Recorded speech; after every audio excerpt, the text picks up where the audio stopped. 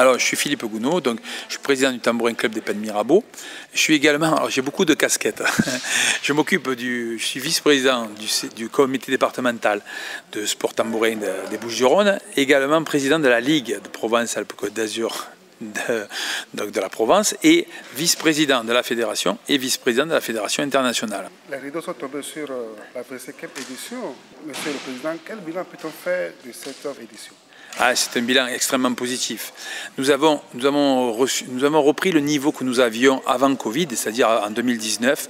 Nous avons fait jouer 35 équipes sur 6 terrains en permanence pendant tout le samedi et tout le dimanche, pendant 9 heures, sans discontinuer. Nous avons joué le samedi et nous avons fait à peu près 120 matchs.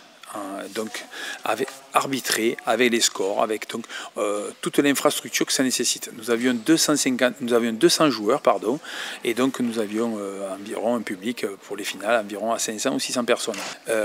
Beaucoup d'équipes de l'Hérault sont revenues. Nous avons eu des équipes donc, de différentes régions, comme celle de Narbonne, donc, qui est l'Aude, et puis un nouveau club du Var qui s'appelle Figanière, donc qui sont venus. Et puis nous avons découvert nos amis béninois qui sont venus donc pour la première fois donc représenter l'Afrique. L'Afrique avait été représentée il y a 7 ou 8 ans par le Sénégal, mais qui étaient donc réellement des jeunes filles, c'était des jeunes filles sénégalaises qui étaient venues jouer, mais qui étaient immigrées italiennes, donc c'est-à-dire qu'elles étaient italo-sénégalaises, pas réellement résidentes au Sénégal. Là, c'est la première fois que des gens résidents en Afrique sont venus jouer au Mondial pour la 25e édition. Et donc, les premiers Africains de terre sont les Béninois. Et comment est-ce que vous avez vu le jeu? Alors, le jeu béninois nous a surpris parce que nous savions que vous jouiez par les réseaux sociaux, nous voyions régulièrement.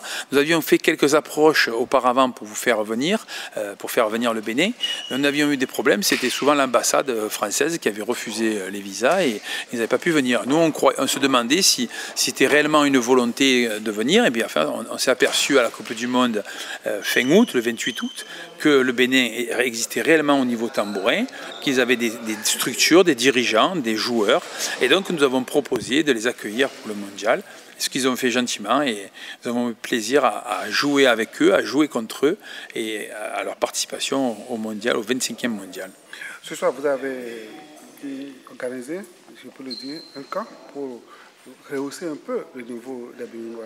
Est-ce que votre attente a été comblée? Alors aujourd'hui nous avons donc pratiqué en salle, le jeu en salle. Alors c'est le jeu en salle que pratiquent les Béninois, mais en plein air, avec les vicissitudes que sont le vent, éventuellement la pluie ou un faux rebond du terrain. Là, les conditions sont optimales puisqu'il n'y a pas de vent, le terrain est parfaitement lisse, donc il n'y a pas de faux rebond.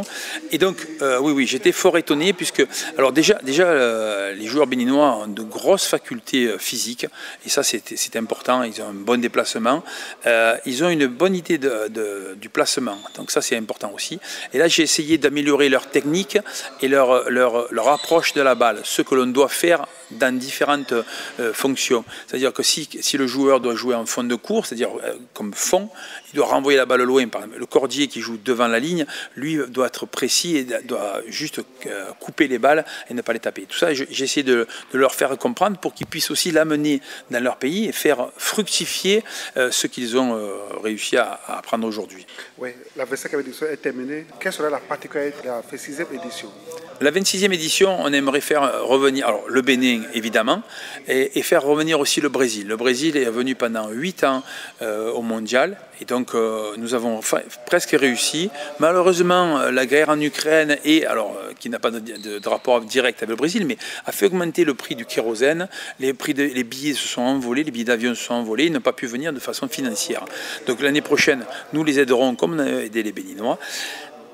Nous voulons qu'ils viennent pour avoir au moins 3 continents, c'est-à-dire le continent américain, le continent africain et le continent européen, ce qui valorisera encore plus le mondial.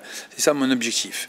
Renforcer les matchs, renforcer le nombre, non, on n'ira pas plus loin puisqu'on a plus de place pour accueillir plus de monde, mais d'avoir une diversité de pays. Nous voulons reconquérir l'Allemagne, l'Angleterre qui venait régulièrement et le Portugal. aussi. Est-ce qu'il y a possibilité de venir au Bénin? Ah, c'est avec grand plaisir.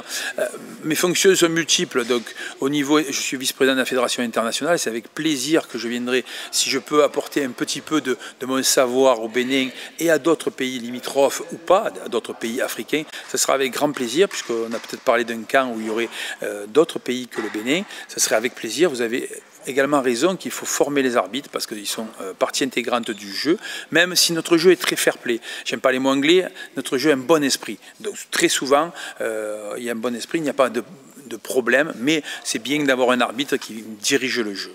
Donc oui, former des arbitres, former des éducateurs, parce que au-delà de former les joueurs, je pense que le principal, c'est de former et les arbitres et les éducateurs, puisqu'une fois qu'on a le savoir, on peut le transmettre, et c'est important qu'il soit transmis. Ça, je pense que c'est quelque chose qui est dans mon rôle et que je sais faire.